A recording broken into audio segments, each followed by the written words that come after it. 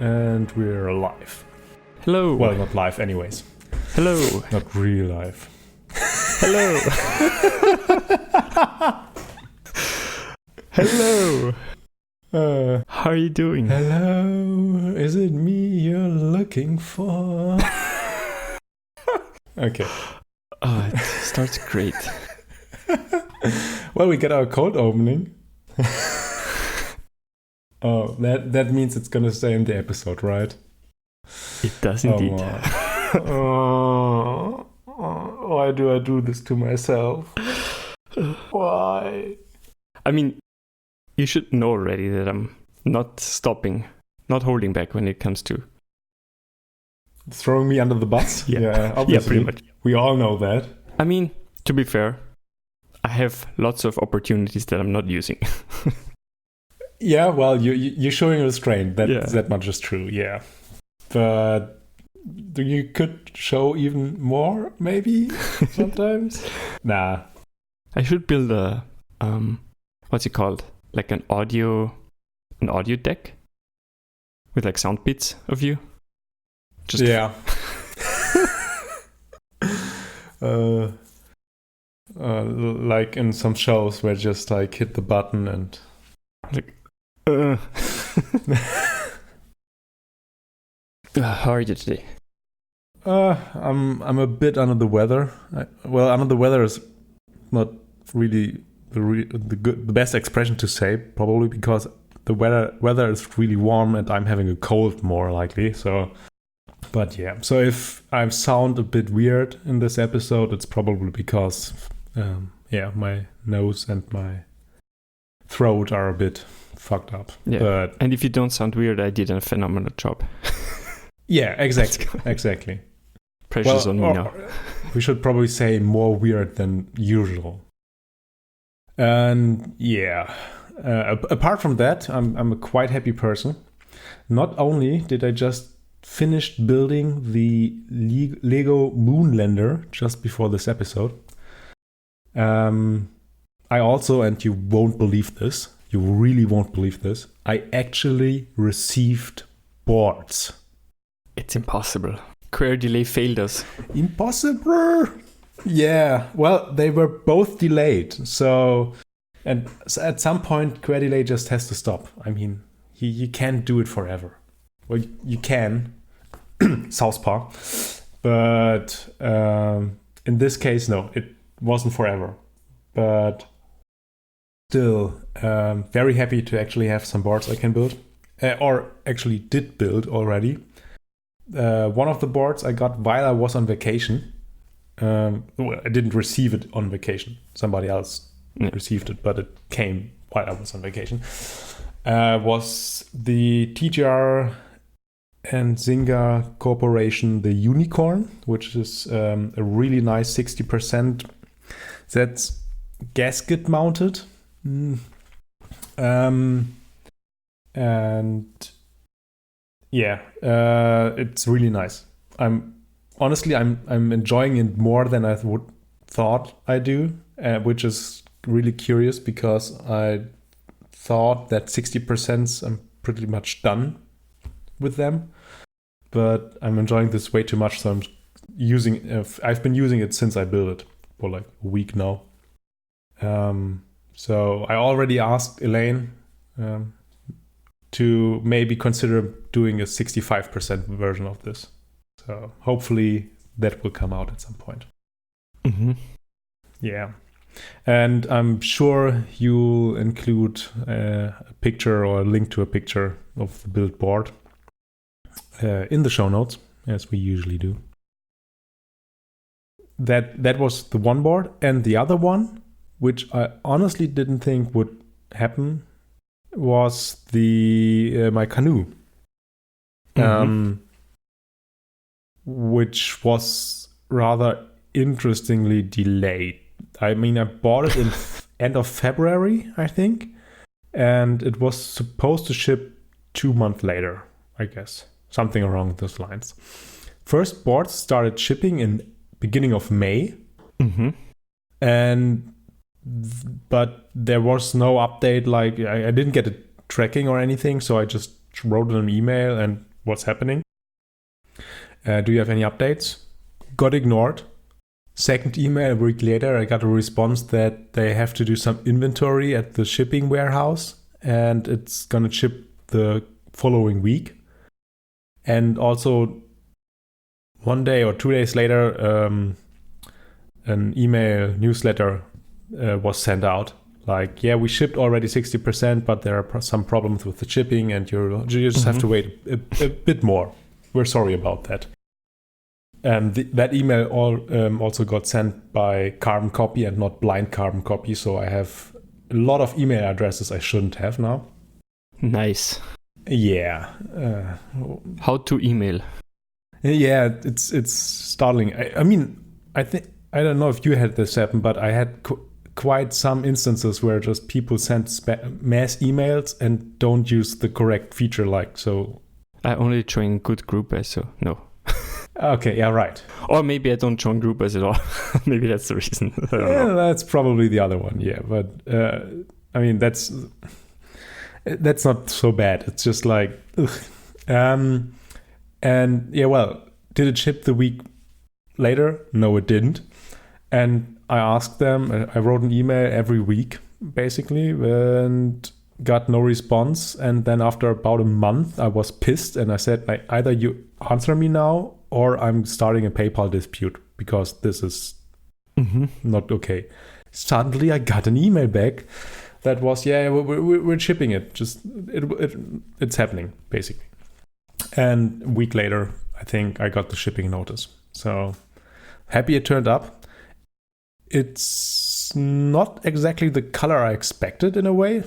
So to reiterate, what color? How does it look like, and what's supposed, or what did you expect it to look like? Oh yeah, it's called the Siren colorway from the last group buy, basically, that happened on the Percent Studios page, and I thought it would be a more like a greenish gray kind of thing with red accent, or so with red weight and red plate. And it turned out it's a really green. I might have to do a proper photo and have that included, and see if I can do a comparison to the shots or renders they showed. And I mean, I honestly like the colors. I'm just not too sure what to pair it with. So it's throwing a wrench into my plans for the build. But yeah, because of the greenness. I saw an image you sent, but I think it was a phone image. Yeah, it's not really color correct. Yeah, because I mean, in the end, you might just use whatever, like OG color 9009 minimal. For instance, yeah. We should also say it's just the bottom that is this green. The top part is silver, which might have been the point that threw me a bit off when I saw the renders and ordered that. But you can see the green through the construction of the canoe because the bottom is visible from the top. So I have to see, but at least I got it. That's something. And but I haven't built that because I had to make the decision between either building the Lego Moonlander or the canoe, and Lego won. Oh yeah, you did a poll on Instagram.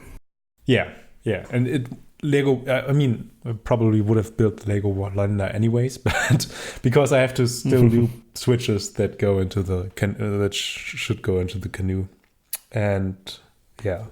Not enough time for that this weekend anyways.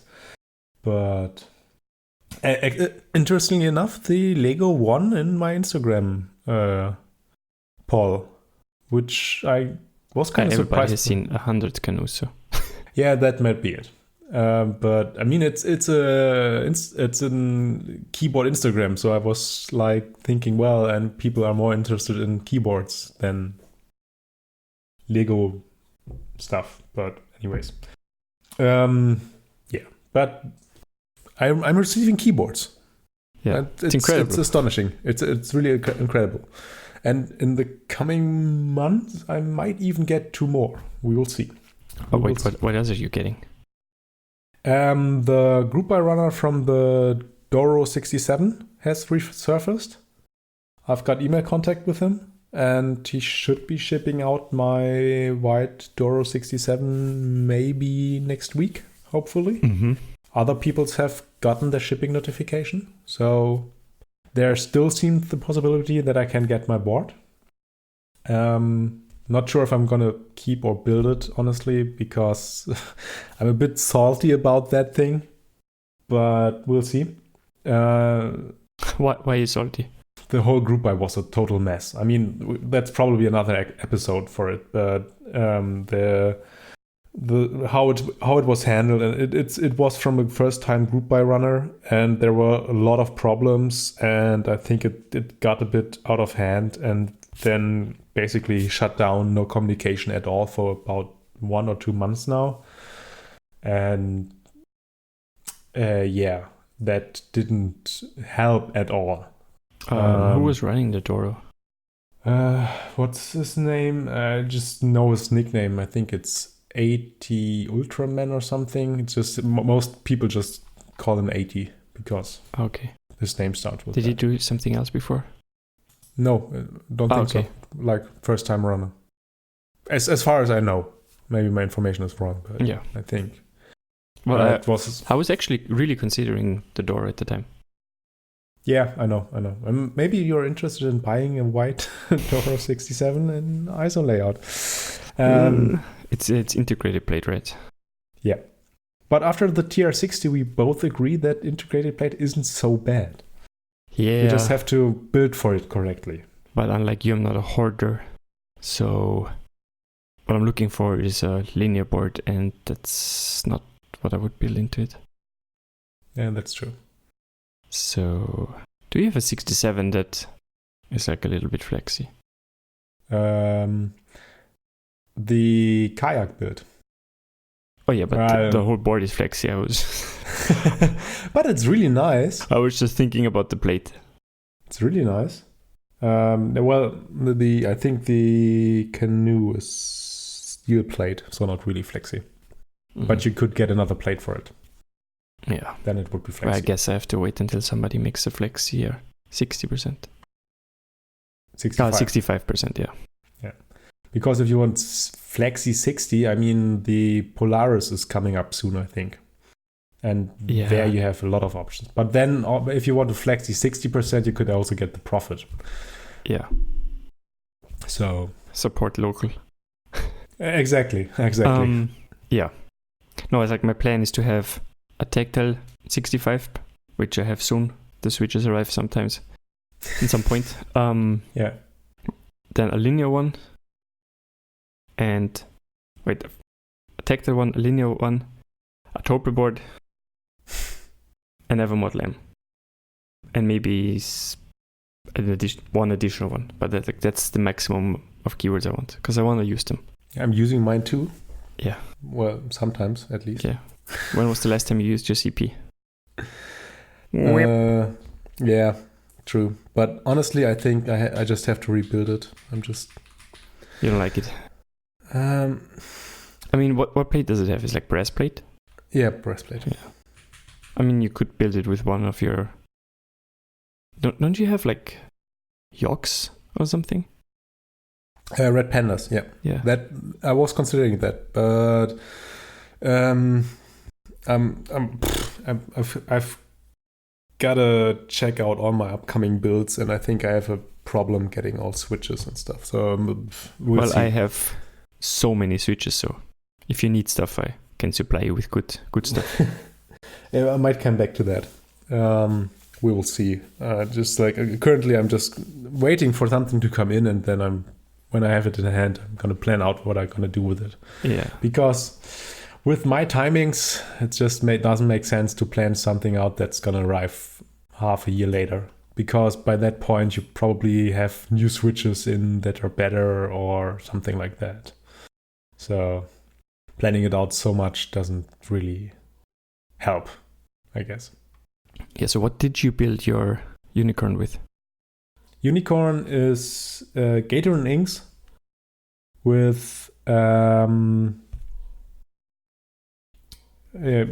and Inks looped with 205 and split springs, 63.5 gram springs, and the springs are looped with Krytox 100 thicks. And what are you building your canoe with? Probably the T1s. Yeah, no, I'm looping the T1s. But wait, didn't you just say the canoe is the flexier one? No, definitely not. No, I mean the canoe is not really flexi because it's steel plate. Yeah. And that's why I'm gonna use the T1s. Oh yeah. Because I think that would be nice apart from the looks, but yeah. Yeah, but from just from a usability standpoint, I think the tactile switchers are better for something like a steel plate. Because with linears, that might be too harsh. I'm not too sure. It probably is. Yeah, and the unicorn is also built with a carbon fiber plate that I got from Max, which is really nice. Which is my first build with an actual carbon fiber plate. I have gotten other carbon fiber plates before, but I couldn't build the board with them because those boards hadn't arrived yet. And I think we both know what I'm talking about. Yeah. More delay. Yeah, Kwer delay everywhere. Anyway, I really like the board, and I'm really happy I bought Modern Dolch because it's a perfect fit of a key set for it. Changed my mind because it's a gray unicorn. Yep, the gray unicorn looks really nice. I mean, we will have a link, an image in the show notes. Yeah. Or a link to the album. I think I made an Imgo album, so. There's that. Great. I received absolutely nothing, so. Oh, actually, that's not true. That is not true. Oh. I bought GMK sample pack, color samples. Oh, right. The sample ring. Yeah. To, well, work on future endeavors, I guess. Yeah. Have color samples and consider future endeavors. Let's call it like this. That's something to look forward to. Definitely. And honestly, and I think just seeing this ring of the default colors makes you wonder why no more sets with default colors exist outside of like the default, like the basic white or the what is CP9, the grayish one, and obviously the black. Because some of the default colors that GMK offers are really looking good. Yeah, I think issue is that most of those colors don't get together well. So if you want to do multiple colors and not have one of the main colors be a white or a gray, you kind of have to go custom in some point. Yeah, true. But there's like, I'm just also wondering why there are no more sets like JTK Yolch, for instance, which is just like the Dolch colorway, but the legends are changed to yellow, for instance. Like you don't have that many sets, I feel, where like where like the OG Skidata, for instance, which is like this grayish. I think it's probably the CP9 gray or something, and then just orange accent for the alphas or like for the glyphs, and that looks really good. And you don't see so many sets in that style anymore, because these days it's just like, I feel like often enough there are too many colors pumped into one set. Yeah, that's why I like the all blue Space Cadet. I think was really nice. Yeah. Stuff like this, yeah. But I mean, nowadays you could probably run it without a problem. Looking at how much Keycaps sets sell recently. Yeah. So I think with a bit of presentation, you can do stuff. Exactly. And doing it with standard colors has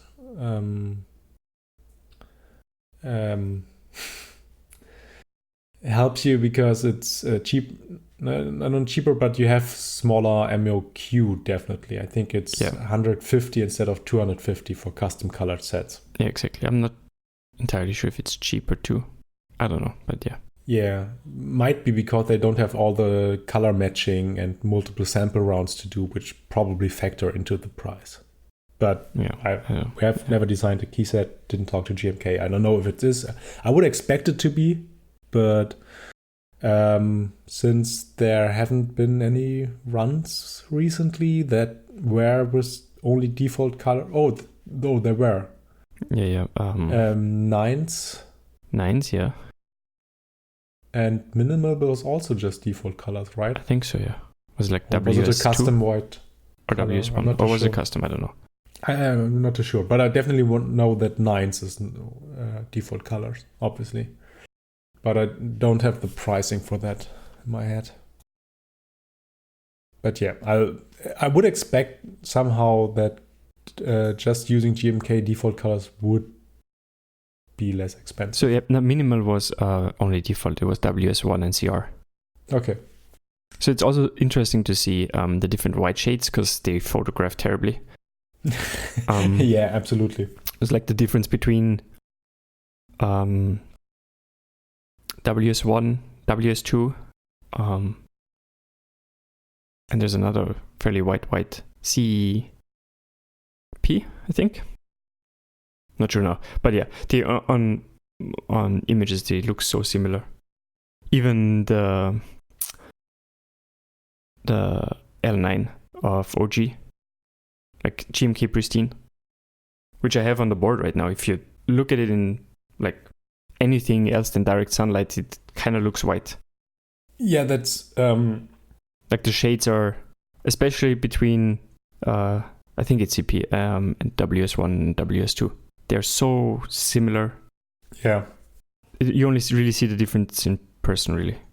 Yeah, and especially because in between the white tones, it's often like the warmth or coldness of the color. So either the yellow or the blue parts. So I think what GR1 is, I think the more bluish white. Wait a second. I'm just looking at the picture you sent me. Let's make my editing hell by having it around. So there's WS1. Yeah. There's CP, which is ever so slightly warmer. Then there's WS2, which is basically pure white. Oh, there's WS2? That's new then. Or at least it's not on the picture. Yeah. I got. And then there's GR1, which is like a colder, slightly grayish. Yeah, that's the one I meant. Yeah. And L9, which is Pristine and OG alphas. Mm-hmm. Although OG alphas are not the best measurement because I think almost all of them are slightly yellowed at least. Yeah. Like my OG set looks pretty good and it's still like noticeably different from Pristine. And then there's 3K, which is like a slightly warmer grayish white. And there's T9, which is just a very bright gray. So it's like a shit ton of gray and white tones. Yeah. So that's a lot of colors, a lot of white tones to choose from, and which kind of makes it also interesting. So you can do, even if you have lighter colored alphas, for instance, you still have a bit of a range you can choose from if you don't want to go blindingly white, for instance. Yeah. Or the same goes for gray. There's a range of grays where you from really dark to like, I think 2B is definitely a very light gray. It's a lighter color. one, yeah. Yeah. And so on. 2B looks like concrete, I guess. Yeah, which probably is, that could be a nice color. Especially for gray boards, like comparing it to Modern Dolch. I think 2B is probably not. I think Modern Dolch is warmer than that color, just from guessing. Yeah. But yeah. But we didn't want to talk about GMK color matching again. That was last. Wait, we didn't? No. No, not color matching. We just talked about how beautiful they are. Yeah, exactly. Just key set designers use more default colors. They're good. Last episode, we talked about changes in the community, how group buy runners are starting to use different methods to sell boards or spots for group buys to not combat flipping, but to try to get the money that you would usually be in the aftermarket more to themselves, to the group buy runners, to the makers of the boards. And one example we had for that was the Keycult group buys, or Keycult sells. Mm-hmm. It's not really a group buy, yeah. Yeah, it's not exactly group buy. And after we recorded the episode, they had a sale for their newest board. And they put up an explanation for why they choose this Vickery auction style. Or more precisely, why they choose that kind of style for a certain part of the sale. So not all boards were sold through the Vickery auction. There was a normal first... No, it was a raffle, sorry. There was a raffle for most of the spots, or for most of the boards, where everybody had the same chance. There was a fixed price, and if you got in, you got it, and if you're not, you're not. And then after that, there was also, again, a Vickery auction style, and they explain why they choose this kind of setup. And the block entry they have on their site basically, well, it mirrors the points we made. It's about getting the boards to people that would probably get them in the aftermarket anyways, because they are willing to spend so much money on it, while keeping that money out of the aftermarket to decrease the interest of people who buy the boards just to flip them, to sell them in the aftermarket. We're gonna put the link to that blog post into the show notes if you want to read it in more detail.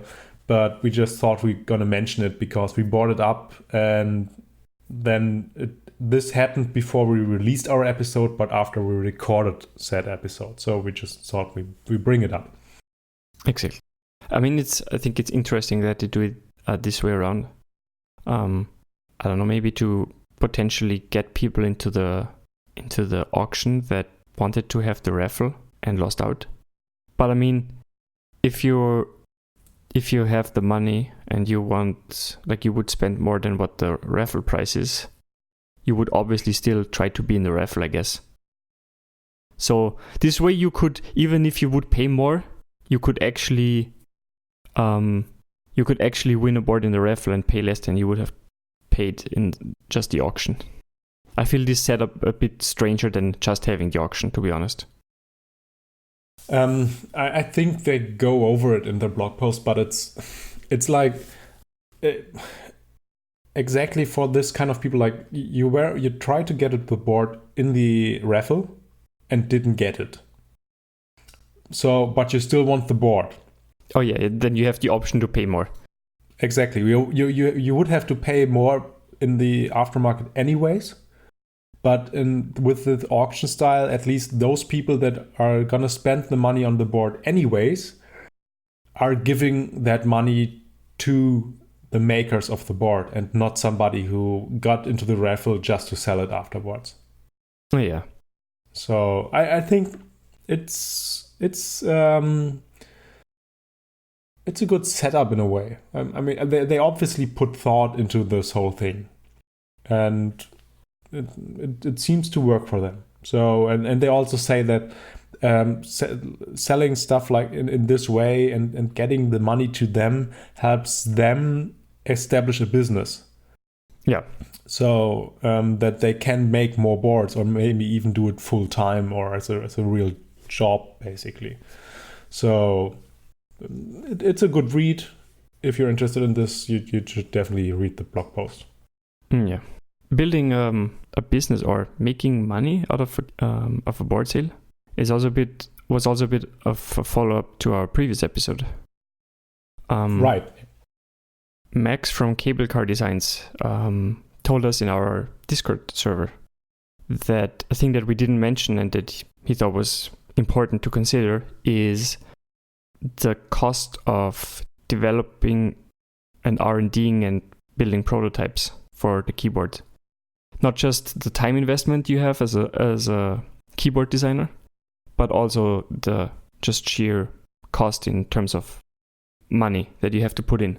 If you want to have a proto and if you want to test the manufacturing and just plan beforehand that your group buy will run as smoothly as possible and the product is to the standard you set for yourself. Yeah, and you especially if you're doing some new stuff or if you're haven't had any boards designed yet, it's really important to get a prototype made, because even if you're really experienced, it's sometimes better to get a prototype made, because sometimes there's just a small detail you have overlooked that might make it really complicated, or even you'd have to scratch the boards later on in the group buy phase.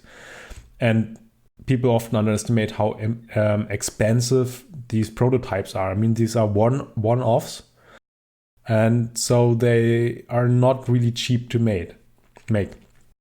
And I think he mentioned that even before he did the NZ group buy, he already had invested over €1,000 into the project in time. Yeah. Well, just in money, not even counting his own time designing and talking to manufacturers and coordinating stuff. So that's a lot of money. Yeah, and he also said, as a person, if you're not super wealthy, he basically used his expendable money, his savings, to pay for all the upfront cost of having a prototype, having multiple prototypes in his case. And in his case, he also never really made all of that money back, or any, actually, he says. Yeah, and even he ran that group buy with a calculation that included a bit more money for if anything should go wrong. So he had a safety margin included, and even with that safety margin included, he still probably doesn't make back the money he invested personally into the project. And that shouldn't happen. So it's important to realize that people that do these group buys are investing not only their time, which is also valuable, but also often their own money beforehand or even during the group buy. So there always should be enough room for them to at least make back that money, or even to get a bit of extra money out of it, or even if it's just like getting their own personal board out of the group buy without paying for it or something like that. I mean, everybody, a runner should at least make back, or should at least be able to make back all the initial investment in terms of money. Yeah, and you also have to differentiate between different type of runners. There are group buy runners or keyboard designers that are trying to do this as a job. They want to make money with this. They want to be professional. And then there are often enough people who are in the community and just want to make nice boards and have a normal day job that's paying well enough for them, so they don't need to make money out of this and just do it because they want to, or because they can, or because they want to do something good for the community. Yeah. And obviously there's like, from my point of view, there's always a fine line between making money and ripping people off. And so, but you always have to look at the single group buy to see if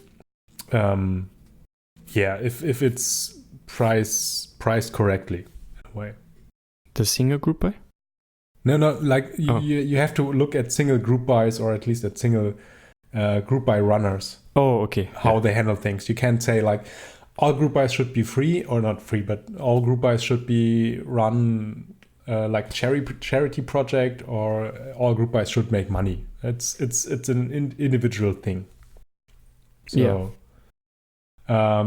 we are just mentioning that because we also got another feedback from Jay, who is currently running a small prototype round 2 group buy type for the JO1, his personally designed keyboard, and he's running that at cost. So he doesn't make any money out of it. That's priced exactly so it covers the cost, and that cost doesn't include his either his prototype or his personal board. So he's paying for that stuff. So everybody that is in the group buy pays the exact costs. And he got flag for that because it would set the expectation that every group buy should be run like this. Yeah, so somebody said, and I quote here, "Doing it for free like this just sets the expectation of everyone should be doing anything for free. And I'm not sure that's the direction us as a community should be moving forward with." And I strongly disagree with that. Absolutely. Because it's not mutually exclusive. And while it might cause issues in the beginning, like when somebody new comes in, it's like, oh, why is this way more expensive than this? If the materials are similarly priced. But I mean, there are multiple communities where both of those things coexist without a huge issue. Obviously, there's always a bit of like tension between those two ideas in the same community. But as far as I know, they usually always can coexist. And I would say, for example, like photography is very prominent with that nowadays. It's like professional photographers complain about sites like Unsplash that give you very high quality images for free. They say it devaluates their work and everybody expects everything for free. But in my opinion, I mean, there is still jobs for them. They can do stuff is like you can't just ban it, right? Like no. Same with keyboards. You can't just ban people from not making profits. It's like an unreasonable expectation. So if you can't avoid it happening, then I think people have to starting to deal with it. And you can explain it like, this is my business. That's what I do. And yeah, it's like this. And for photographers they specialize in something that not everybody can do. Stuff where you have to get more expensive gear maybe. Or you could also say, and this is like not my opinion, but you could say, if somebody can do the same thing you do professionally for free and still makes money somehow else, then, what's your contribution to it? Yeah.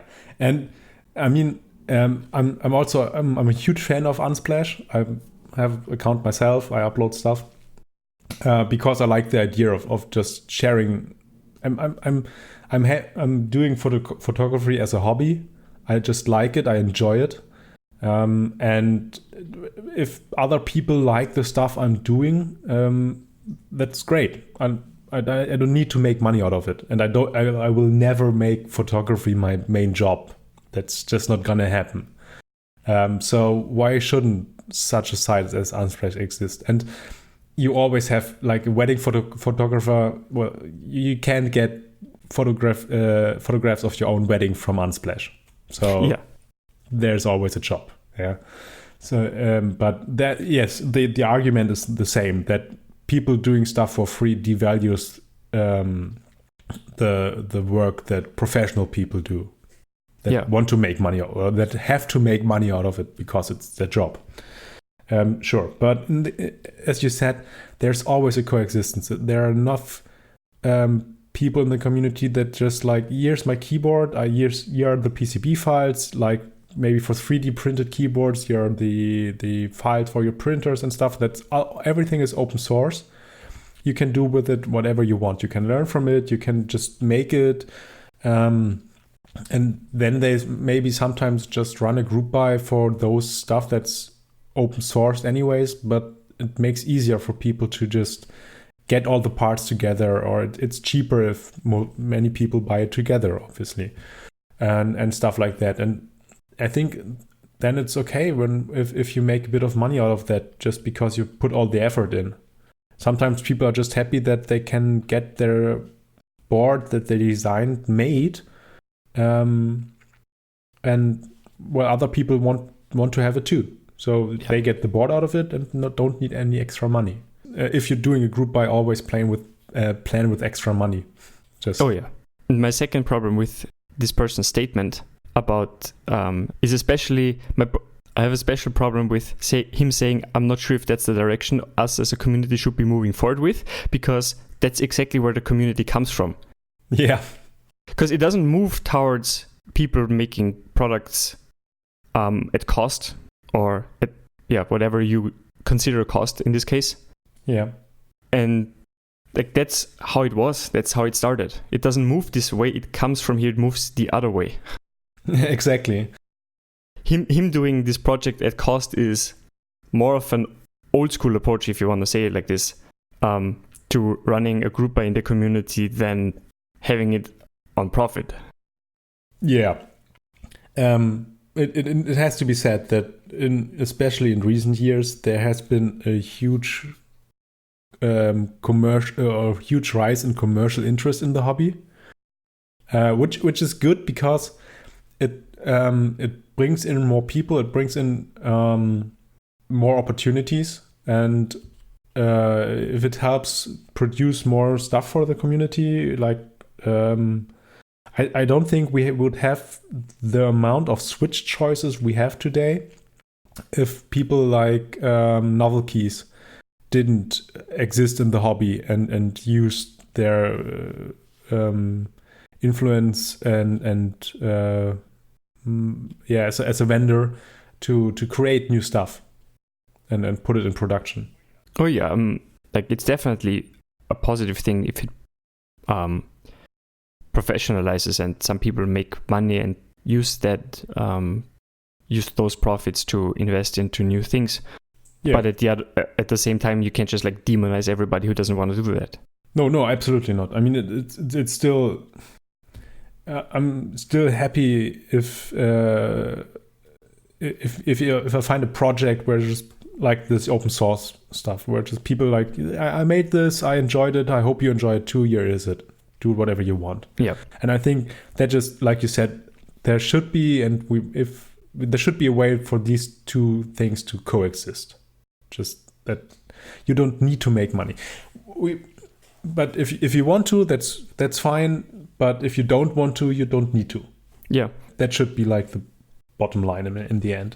But probably, if I had to say, there's also a contrast or divide in those opinion between, again, as we had in other topics, between Europe and America, for instance. I feel like the opinions are differently weighted on both sides. Yeah, it could be. I wouldn't want to lean out of the window for that, but yeah, I could see why.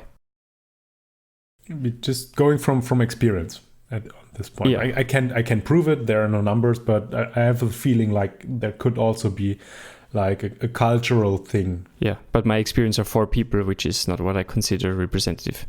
Yeah, okay. Yeah, and I think my point in the end is that you cannot forbid either way. So both ways will happen if you want to or not. And Right. I guess as a community, we just have to deal with that and just make stuff from it. Yeah, but and nobody should be shouted at for being one way or the other. Yeah. So if, like we always say, if you have some feedback to an episode, to a topic we talked about, if you want to bring something up that we might have missed, just get in touch with us, either via Discord or preferably via Discord, I guess, but also via email and the other contact opportunities we have in our show notes or on our website. And we'll bring it up if there's something interesting. Yeah, exactly. Like this, I thought it was like an important thing to say. Yeah, we both Max's viewpoint of having to spend a lot of money for prototypes, and at the same time the difference between making profits or not, and why both is like a valid way to run your group by. Yeah, absolutely. We kind of missed that point, obviously, in the episode while talking about it. So it was very good feedback. So I guess one last thing we can talk about is the Master of Holy Pandas and how they are literally drowned in lube. I don't know what they did. I have none either. It's fascinating. I have absolutely no idea why they did it. I will put a image in the show notes again. It's the one of the switches or the stems basically swimming in lube, right? Yeah, exactly. I mean, this is basically unusable. Unusable. I guess I would say this is worse than having them not looped at all. Yeah, absolutely. Because if you want to have them looped, you probably want to do a better job than that, which is very easy. And then you have to clean them first. Yeah, that's the point. To then re-loop them. Yeah. And I mean, cleaning the stems is the easier part. You have to also clean the housing. Yeah. Because if the stem is full of loop, the housing will be as well. Absolutely. Especially the sliders, whatever the bump thing is, the contact leaf. Contact leaf, yeah. Yeah, that would be a nightmare to clean. Yeah, if you don't have a sonic cleaner. Glad I don't want to build a board with them.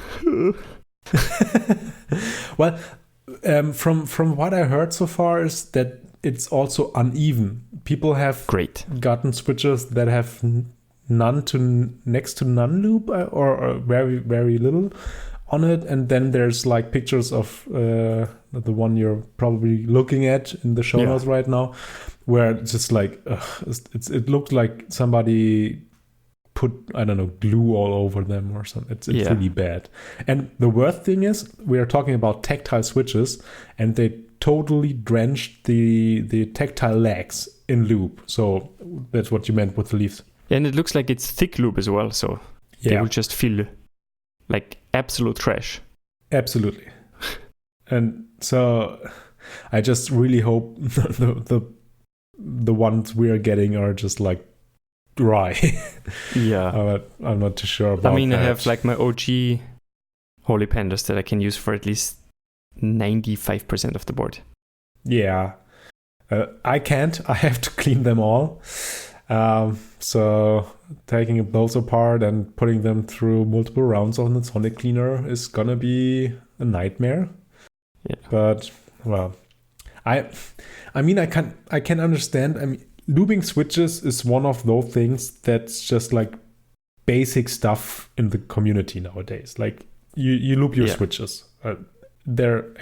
Obviously there are people that will use stock switches as they come.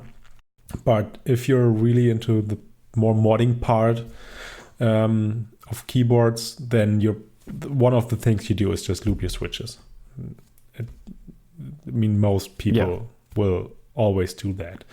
And so I can understand that manufacturers are saying, well, everybody loops their switches, so why don't we do them a favor and just loop them beforehand? Don't do that. Yeah, to which I say, no. Yes. Just don't. No. Just no. Because, I mean, everybody loops their switches differently, or at least a lot of people do, based on what they like. So first of all, you will the chance that you get it completely right is basically 0. If you would get it right, you only get it right for a very small amount of people. And then you probably use worse lube than those people would use anyway. So just makes it worse. If you want looped switches, loop them yourself. And you don't even, the problem is also you don't even know which lube they used. Maybe they, like you said, maybe they used thick lube where you would use thin, you'd normally use thin lube or something. And the style they looped and so on and so on. It just, obviously it helps with the initial feeling of the switches if you get them out of the box. Well, if I look at them, it will not help because they will feel absolutely terrible. Yeah, with those, how those look, sure. But there were other switches that were also pre-looped, but not this bad. And with those, it helps. If you get the switch and play around with it, they feel nicer. That's why you loop the switches. Yeah, right? But then you also loop the springs and none of the springs are looped and then you have to put them apart anyways and then why even bother? Exactly. And that's, I think this is like the thing where these drop or other manufacturers are just like, yeah, well, everybody does it, just like, let's do it too. But they're missing the points why we're doing it and how we're doing it in the community. And like you said, especially, I mean, even if I wouldn't loop the stems, I would take the switch apart just to loop the springs, because that's just such a basic thing. And taking away the spring pling through looping is such a difference that you just have to do it. I haven't encountered a spring, even the good ones, the expensive ones, that don't profit from looping them. It just always helps. Manufacturers shouldn't pre-loop switches. I mean, it also adds manufacturing complexity because it's like an additional step, which if you don't want to just cover the whole stem in loop, might even not be that trivial. Mm-hmm. Or you have to build like a machine for it. And why? Just make them cheaper. And if you look at this, like I assume these are switches all from the same batch and they're just taking apart. Yeah. So, and you see a lot of inconsistencies between switches. Yeah, some are absolute drowned and some have barely any lube on them. Exactly. And that shouldn't happen if you do it like with a properly built machine for it. I don't know. But they are not paying people to put lube in those, I think. So either the process they're using is very unreliable or inconsistent. Yeah. I don't know. It makes no sense, honestly. Put switches out dry and let people do their thing without having to clean them first. Yeah. Because what I guess is going to happen is most people who get them have to clean them and then re-loop them. Yes. Which is just more work than if they just come stock like every other switch. Or most other switches at least. Yeah. I'm so curious to get them. Yeah. It's going to be a few days out, but how much of a disaster this will be. It's going to be interesting, to say the least. Well, we're going to have to watch out for that. We'll update once we got our switches to see how bad they really are. But that might be a few episodes out, I guess. But a few. 2 maybe. I would just like to buy the black ones. Is it novelties? Trash pandas? Yeah. Yeah, but the problem is those are just... Yeah, I know. I would have to get halos and... Yeah. But would fit my black build a lot. Yeah, it's just like... I bought the red yokes for the housings because I had halo stems. And then, like, a few weeks later, they announced the black ones. And I was like, well, the black ones would have been perfect.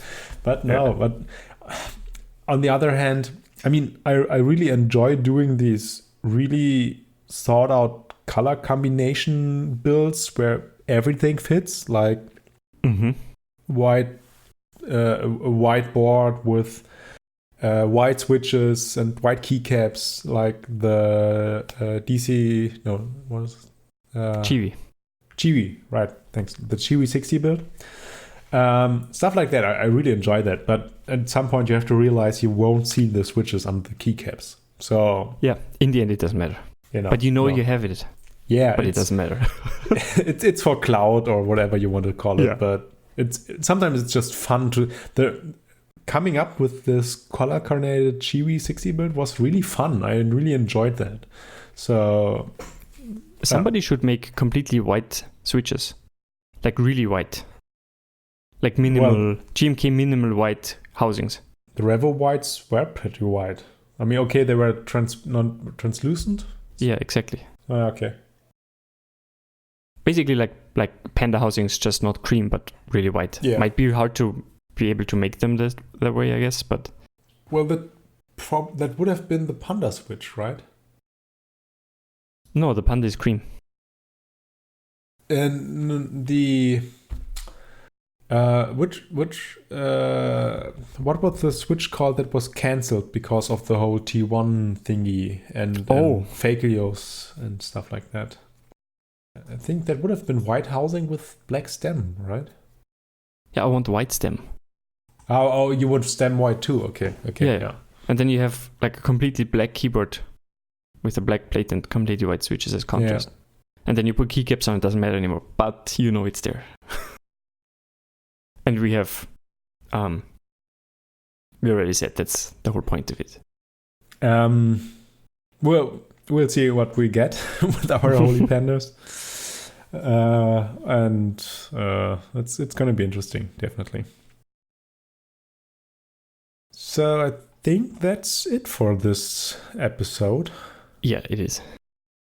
I don't have anything else. Well, we could probably talk about a lot of stuff, but then we end up with a 2-hour episode and not another episode the coming weeks, probably.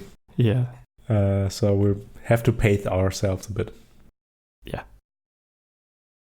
Well, as always, if you have anything to say about the episode, good or bad, we're always looking for feedback.